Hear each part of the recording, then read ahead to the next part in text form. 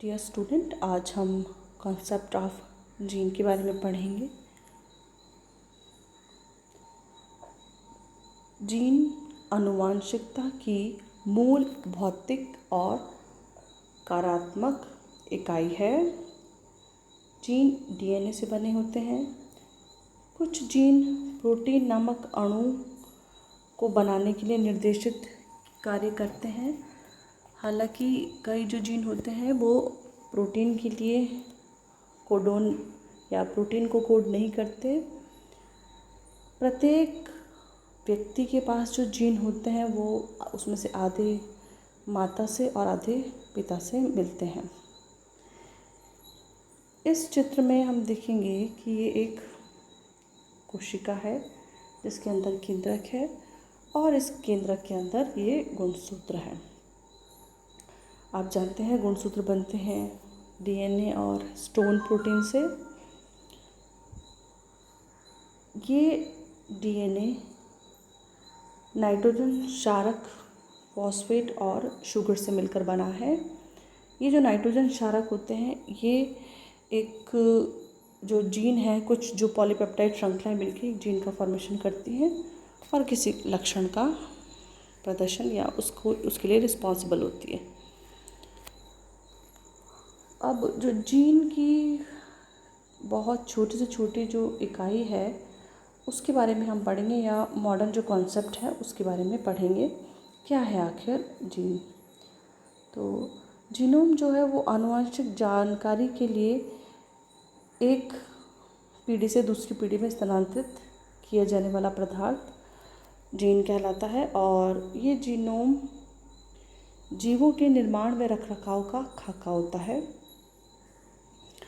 रखरखाव का खाका मतलब जो जीन है वो एक पीढ़ी से दूसरी पीढ़ी, या लक्षण जो है एक पीढ़ी से दूसरी पीढ़ी में स्थानांतरित होते हैं। मानव में जीनोम में डीएनए के 46 अणु शामिल होते हैं जिन्हें गुणसूत्र के रूप में जाना जाता है। मनुष्य में 46 गुणसूत्र उपस्थित होते हैं और इनमें 20,500 जीन उपस्थित होते हैं और ये गुणसूत्र की कार्यात्मक इकाई है। प्रत्येक जीन जो है वो एक किसी भी लक्षण या किसी के किस तरह का दिखना है उसको, ये सब के लिए कोडोन या कोडित किया जाता है।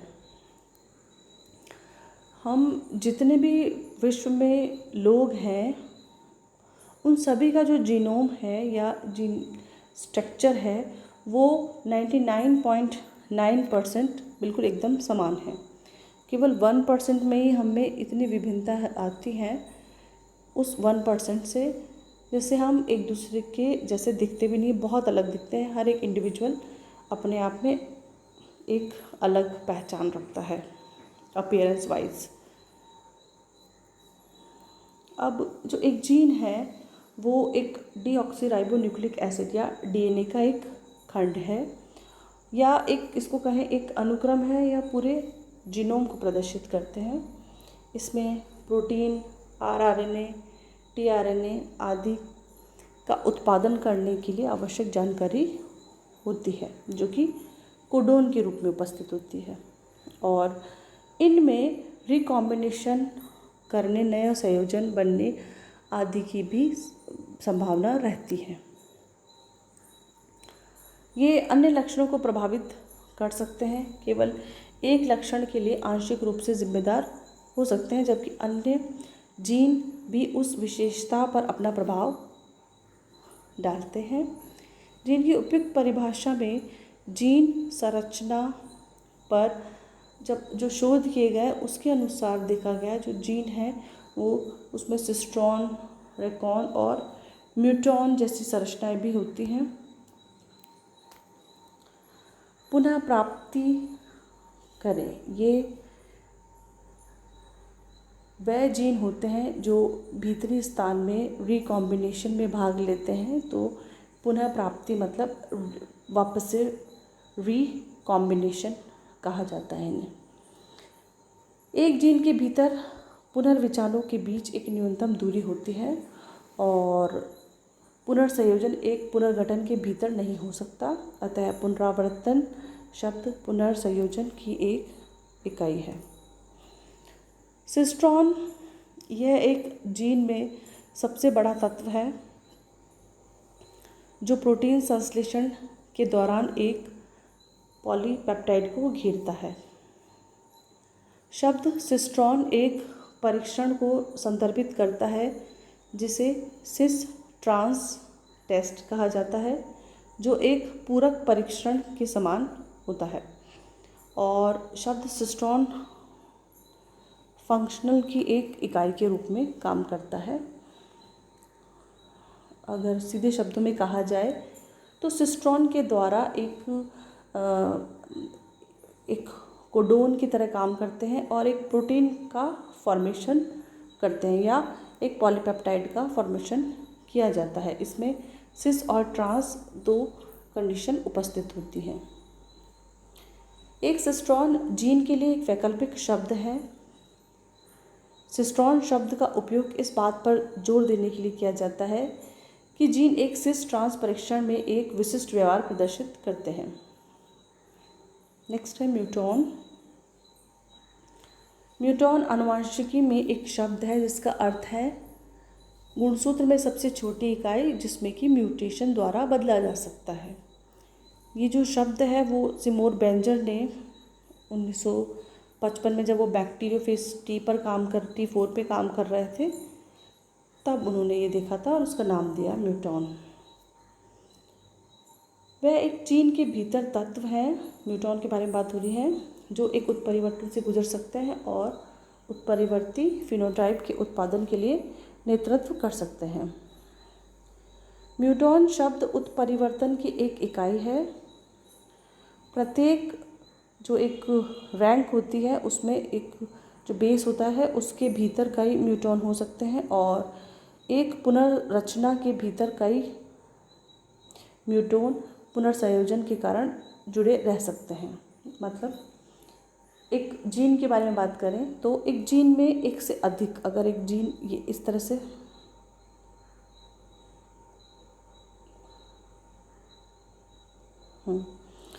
एक जीन जो है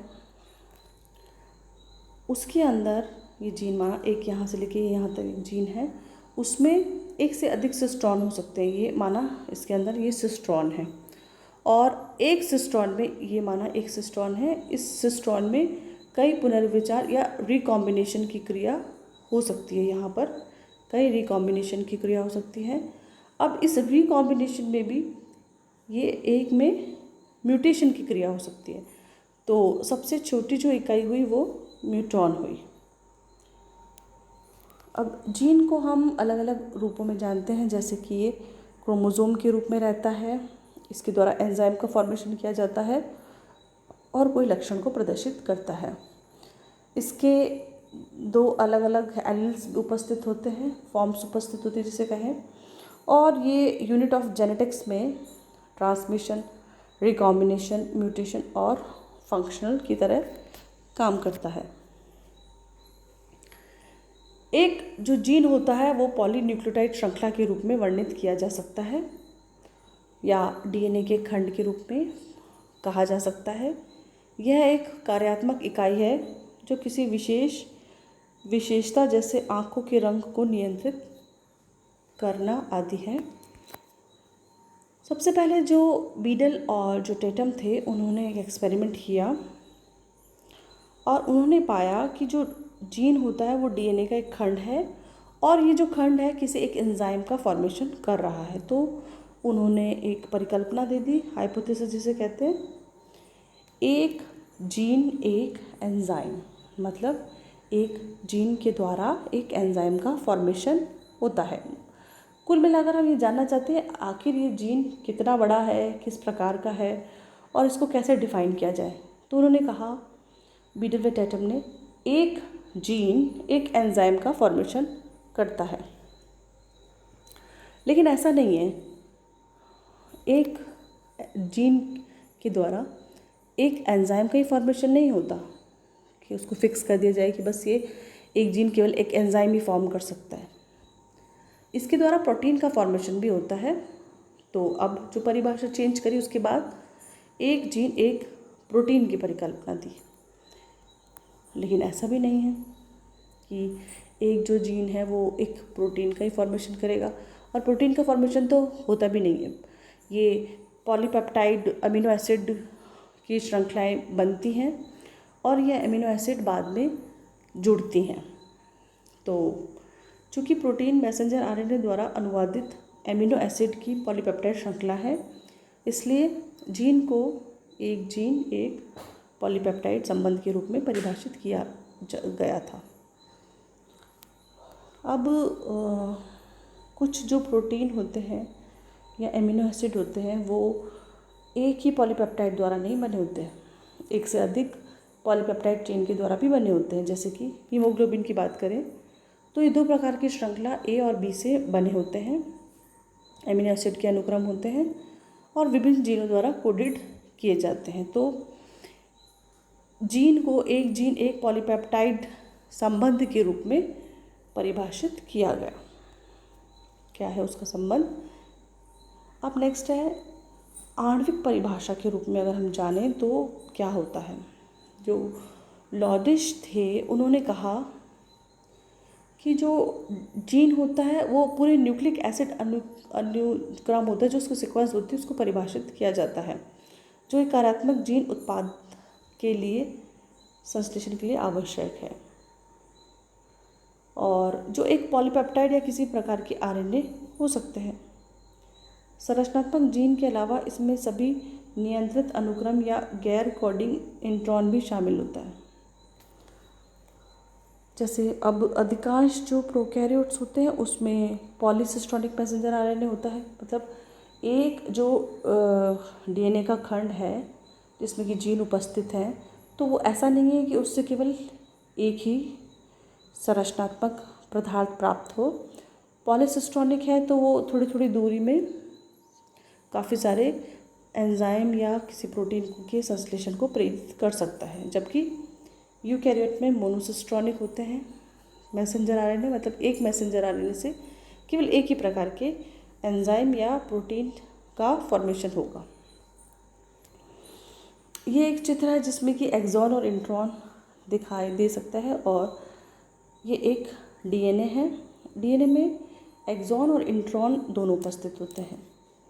आरएनए में भी ये दोनों आते हैं, लेकिन जब मैसेंजर आरएनए की स्प्लाइसिंग होती है तो ये हट जाते हैं, और फिर जो एक्सॉन वाला पार्ट है केवल उसी में ट्रांसलेशन की क्रिया होती है और उसके द्वारा प्रोडक्ट बनता है। अब एकल गुणसूत्र पर कुछ जीन उपस्थित होते हैं और इनकी जो संख्या है वो अलग अलग होती है। जैसे कि हम बैक्टीरियोफेज वायरस R17 की बात करें तो उसमें केवल 3 जीन हैं, और SV40 की बात करें तो इसमें 5 से 10 जीन होते हैं। कुछ जो बैक्टीरिया हैं जिनका कि 1 मिलीमीटर तक लंबा गुणसूत्र है उसमें 3000 से भी अधिक जीन हो सकते हैं या होते हैं। ये एक डीएनए को प्रदर्शित करता हुआ गुणसूत्र, और ये गुणसूत्र जो कि अपनी पोजीशन दिखा रहा है न्यूक्लियस के अंदर। एक जीन का न्यूनतम आकार जो एक प्रोटीन को एनकोड करता है सीधे अनुमान लगाया जा सकता है। बिल्कुल, मतलब एक जो जीन है या ये डीएनए की सीक्वेंस है, इसमें हम बिल्कुल कोड कर सकते हैं कि यहाँ कितने एमिनो एसिड बनेंगे। वो कैसे? ये जो डीएनए है उसके ऊपर 3 जो नाइट्रोजन क्षारक है वो एक कोडोन की तरह काम करता है, और ये एक अमीनो एसिड का फॉर्मेशन करता है, या एमिनो एसिड इसके ऊपर जुड़ता जाता है और ये सीक्वेंस आगे बढ़ती जाती है। तो इससे हम अंदाज़ा लगा सकते हैं कि डीएनए का लंबाई कितनी है, या इसमें कितने प्रकार के एमिनो एसिड्स बन सकते हैं, इसमें कोडोन कितने होंगे, ये सब हम गैस कर सकते हैं। तो पॉलीपेप्टाइड श्रृंखला के प्रत्येक एमिनो एसिड डीएनए के स्टैंड में 3 लगातार न्यूक्लियोटाइड के अनुक्रम द्वारा कोडेड किया जाता है। इसलिए पॉलीपेप्टाइड श्रृंखला के आकार को मापने के द्वारा एक जीन के आकार को सीधे मापा जा सकता है। अब यहाँ पे एक एग्जांपल है, जैसे कि हम औसत पॉलीपेप्टाइड श्रृंखला में लगभग 450 अमीनो एसिड है, ठीक है। अब 450 हैं अमीनो एसिड बन रहे हैं। एक अमीनो एसिड 3 नाइट्रोजन क्षारक की कोडोन से बना होता है, तो इसमें न्यूक्लियोटाइड की श्रृंखला कितनी हुई? 1350। ये 450 जो है इसको 3 से मल्टीप्लाई करेंगे तो ये आ जाएगा। और मानव जीनोम में लगभग 30,000 जीन है जो हमने पहले पढ़ा ही था, और ये गोलक्रमी है जिसमें कि 20,000 जीन है। तो ये जीनों की जो संख्या है वो सब में अलग अलग होती है। एक जो जीन है, अगर जब उसका फॉर्मेशन होता है या डीएनए में उसकी सीक्वेंस देखी जाती है, तो डीएनए का केवल एक स्ट्रैंड ही मैसेंजर आरएनए का फॉर्मेशन करता है, और वो भी एक पर्टिकुलर रीजन पे। ऐसा नहीं कि पूरा का पूरा डीएनए ट्रांसक्राइब हो जाए। तो उस कोडिंग अनुक्रम को, जो कि अपस्ट्रीम या माइनस क्षेत्र कहलाता है, बाईं ओर उपस्थित होता है, और दाईं ओर जो प्लस क्षेत्र होता है, ये डाउनस्ट्रीम होता है। वो इस प्रकार हम देखेंगे, जैसे ये एक जीन है, ये वाला क्षेत्र ट्रांसक्राइब होना है, तो जहाँ से ट्रांसक्राइब होना है वो प्लस क्षेत्र आता है, और इसके आगे वाला जो क्षेत्र है वो अपस्ट्रीम, और ये वाला क्षेत्र डाउनस्ट्रीम कहलाता है। अब कुछ अलग अलग प्रकार के जीन हैं। ये तो एक सरल जीन है जो कि सिंपल होता है, जिसमें कि प्रमोटर और अपस्ट्रीम डाउनस्ट्रीम उपस्थित होती हैं। कुछ अलग प्रकार के जीन भी हैं, जैसे कि विभाजित जीन। अब विभाजित जीन या फिर बांधे जीन उसे कहते हैं, जैसे कि अभी हमने इंट्रॉन और एक्सॉन पढ़ा, तो जो इंट्रॉन होते हैं वो बांधे जीन कहलाते हैं, और वो नॉन कोडिंग होते हैं, जैसे कि इसमें दिखा रखा है, ये एक्सॉन, ये इंट्रॉन। ये इंट्रॉन हटा दिए जाते हैं यहाँ से, और ये बांधे होते हैं, उनको वहाँ से स्प्लाइस करना बहुत ज़रूरी है। स्प्लाइसिंग एक प्रक्रिया है जिसके द्वारा ये जो इंट्रॉन होता है उनको हटाया जाता है मैसेंजर आरएनए से, और फिर परिपक्व मैसेंजर आरएनए का फॉर्मेशन होता है।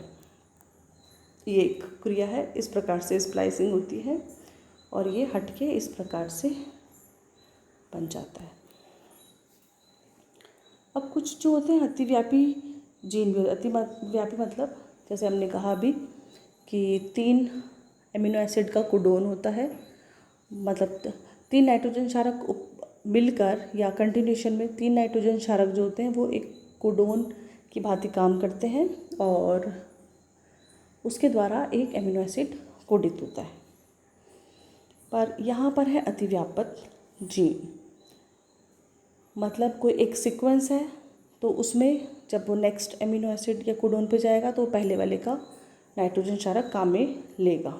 ये सबसे पहले फ्रेडरिक सेंगर ने बैक्टीरियोफेज में देखी थी, और इसे अतिव्यापक या ओवरलोडिंग जीन भी कहा था। जंपिंग जीन या ट्रांसपोजन। अब अभी तक हम केवल इतना ही जानते थे कि जो जीन होते हैं वो डीएनए पे एक फिक्स पोजीशन या नाइट्रोजन क्षारक का जो एक फिक्स पोजीशन है उसमें रहते हैं, लेकिन अब यहाँ पे कुछ जंपिंग भी है। जंपिंग मतलब अपने स्थान से मूव कर रहा है। तो इसको सबसे पहले मैक्लेटॉन ने देखा था।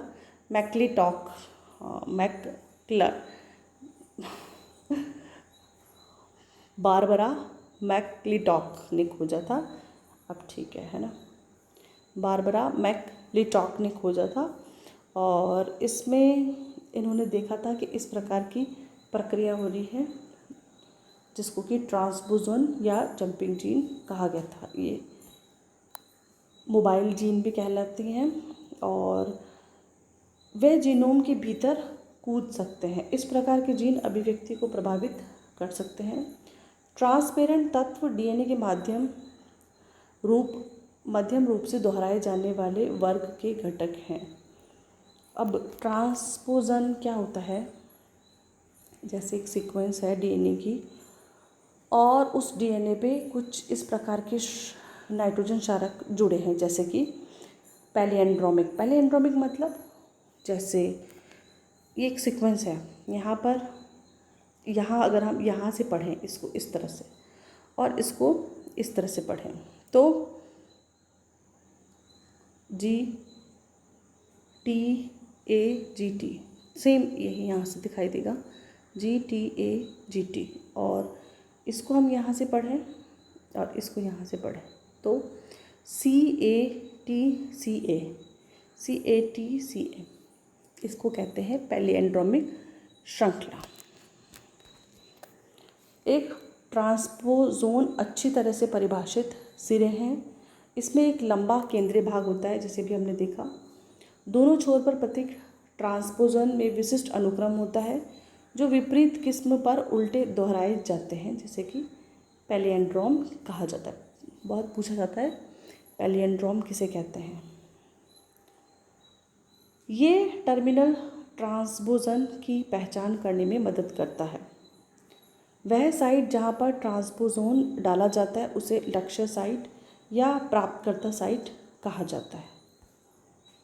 एक जो ट्रांसपेरेंट एलिमेंट्स होते हैं जीन की अभिव्यक्ति में या बदलाव ला सकते हैं और उत्परिवर्तन का कारण भी बन सकते हैं ये ट्रांसपेरेंट्स। बैक्टीरिया व जो प्लाज्मिड होते हैं उनमें ये उपस्थित होते हैं, मौजूद होते हैं। नेक्स्ट है परिवर्तनीय जीन। कुछ पॉलीपेप्टाइड को एक जीन द्वारा कोडित नहीं किया जाता, लेकिन उन्हें एक से अधिक अलग अलग गुणसूत्रों पर उपस्थित एक से अधिक जीन द्वारा कोडित किया जाता है। यह है खुला फ्रेम, पढ़ने का खुला फ्रेम। इसमें क्या होता है कि जीन जीनोम का एक खंड है जिसे आरएनए में स्थानांतरित किया जाता है। यदि आरएनए एक प्रोटीन कोडिंग जीन का एक प्रतिलेख है तो उसमें मैसेंजर आरएनए या एमआरएनए कहा जाता है। अब जब किसी भी स्टैंड को पढ़ा जाता है तो ये इस तरह की ओपन फ्रेम केवल एक स्टैंड को पढ़ा जाता है।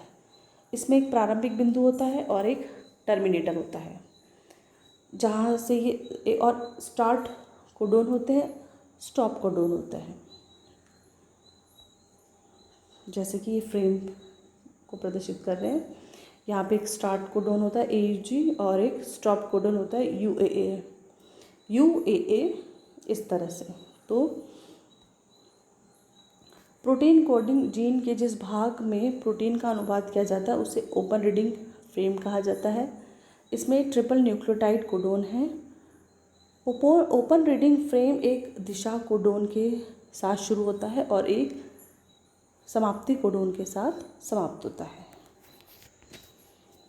Thank you.